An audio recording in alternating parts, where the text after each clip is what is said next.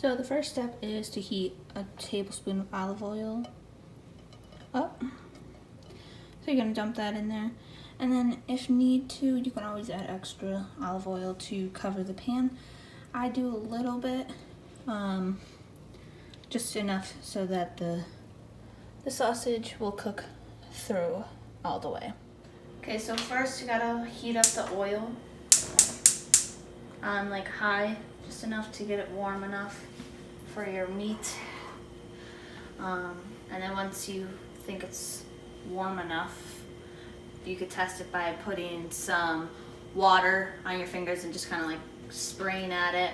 I just put a little piece of meat in there to see if it's sizzling. So yeah, eventually put the meat in. And just make sure you have enough oil to coat the whole bottom of the pan. And it's okay if it spreads out like that.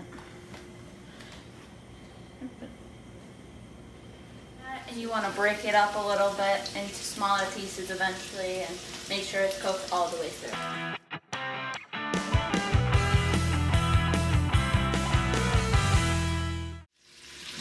So turn your heat down a little low. Well, actually you can probably turn it off for the time being.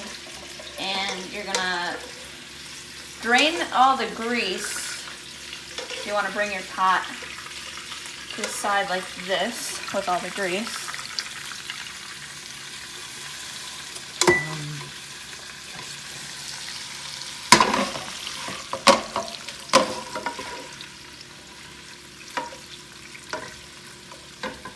That doesn't work. And this probably might not work. You could just use a spoon. It may take a little bit longer, but you gotta do what you gotta do. So now you're gonna turn your heat back on to like a medium.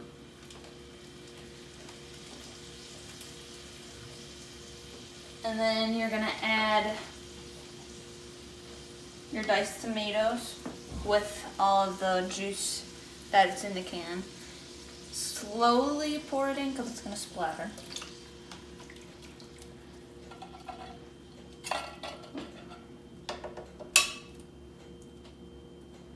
Make sure you get all of it.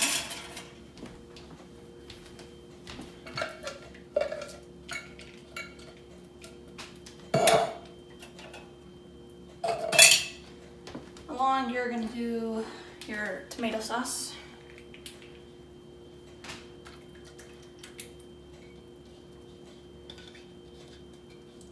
Make sure you scrape the bowl. And then you're gonna add your seasonings, which I've combined all of them into a small bowl.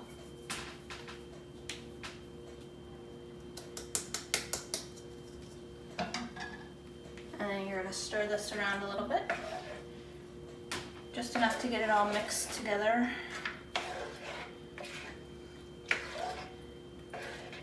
And if your meat isn't cooked all the way through, it will be by the time you are ready to serve because it's always on a heat.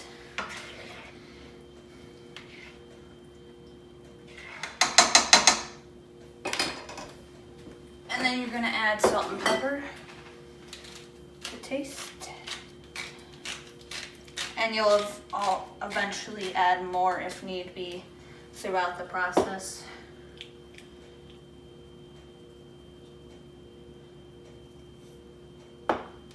And then stir it in. And then you're going to bring this to a boil, into like a simmer. And then that's when we add in the water and pasta. Now that it's simmering and splattering everywhere, turn it down to medium heat. And then you're going to have 2 cups of water and then your box of pasta. Slowly add this in so it doesn't splatter at you.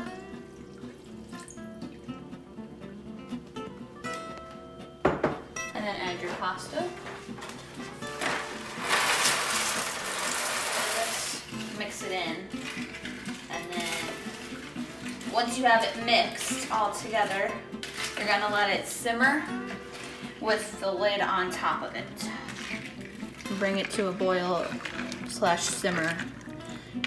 And you just want to incorporate everything, all the noodles in,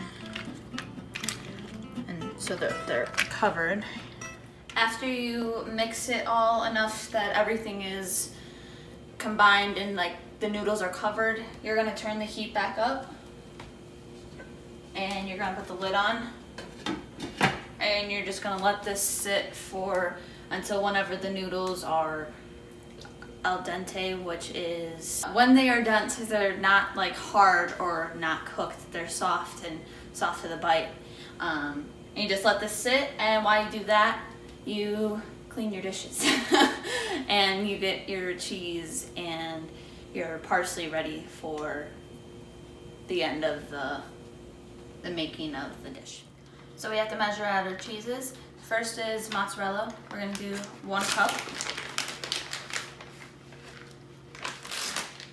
Add a little extra so you can never have enough cheese.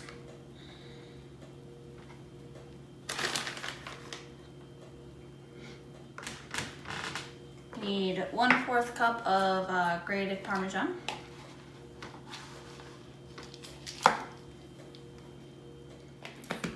And then you need 1 cup ricotta, or you can always add more, which we normally do when we make this recipe. That's our little extra in there. We may add some more if needed. So now we have to chop our parsley. So I took a little bit. It calls for 2 tablespoons, but I'm gonna use a little bit more because you're mincing it. It says chopped, but I'm gonna mince it because then it's not as like powerful. You still get a flavor of it, but it won't be like screaming parsley at you. So first, this is how we are taught at school here at JJC to hold your knife. This is the chef's knife. You take it in your dominant hand, of course. You have your index finger on the blade on this side, your thumb over here. So you're not actually holding the actual handle like this. You're holding it more on the blade, so there's more of more, I don't know what's the word, stable motion of cutting. You don't want to go like this with your knife because that's not going to give you any more usage for moving back and forth. You want it a steady grip, and it's just a rocking motion. With your non-dominant hand, you're going to use a bear claw to hold your food, in this case your parsley, together, and you're just going to tuck your thumb in, and you use your middle finger as a guide. So you're just going like this. You have your fingers on the ground on your cutting board, and you have your knife right up against your middle finger, and you're just doing a rocking motion. So now we're gonna gather all of our parsley, and I took off the stems because stems really don't give that much of a flavor to me personally. You could still use the stem in other meals that you would like to prepare, like in soups for flavor, or just anything really. I just personally don't like to use them. So you're gonna grip your parsley like this. Make sure your fingers are tucked. And you're just gonna take your knife and have a rocking motion down.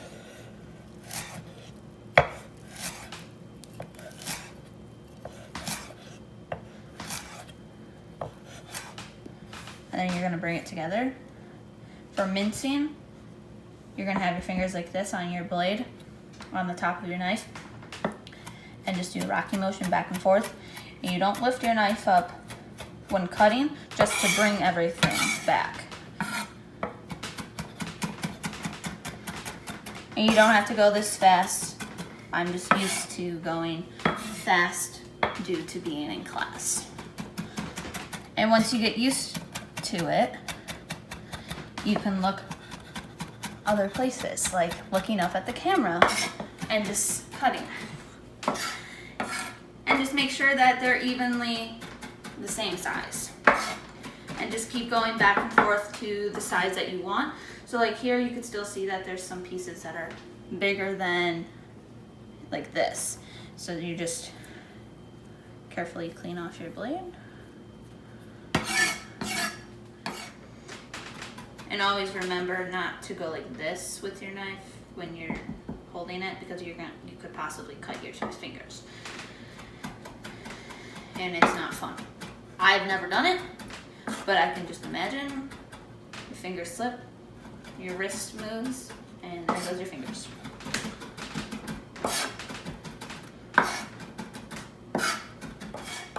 Now that they're basically about even size, just make sure you carefully wipe your blade of your knife off.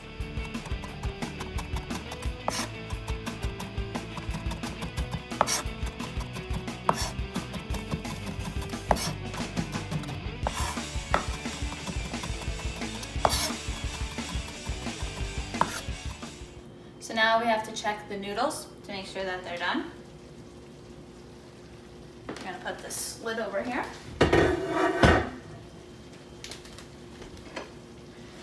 And then occasionally I went in and stirred the whole thing up so nothing's sticking on the bottom of the pot or nothing's burning.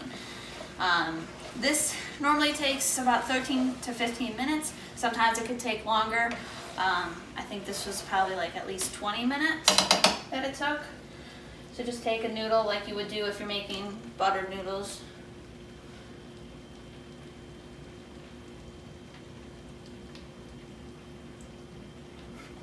And those are done. So now you're gonna add your cheeses. First your mozzarella. Mix it. And this whole time I've had it on a medium heat, and you can probably turn it just a little bit lower so it's not steaming at you anymore. And it's gonna start to have like strings of the cheese. I forgot to mention is if you wanted hot sausage, you can use it. We're using mild because I'm not a big fan of the hot sausage. But the recipe says you can use whatever kind of sausage as long as you have sausage.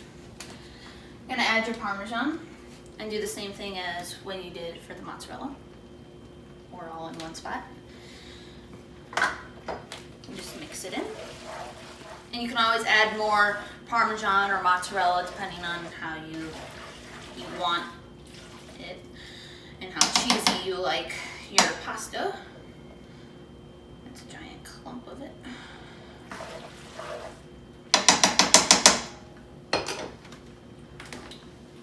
And then you just drop your ricotta cheese in and let it just kind of melt by itself, and then you'll eventually mix it in. And it will become a lighter color than before with all the other cheeses because it's the white. You could turn the heat off because it will still be warm enough to melt everything. Make sure you get off all the cheese from your spoon. So now that I have my parsley, I'm just gonna sprinkle it in. You can use as much or as little as you want.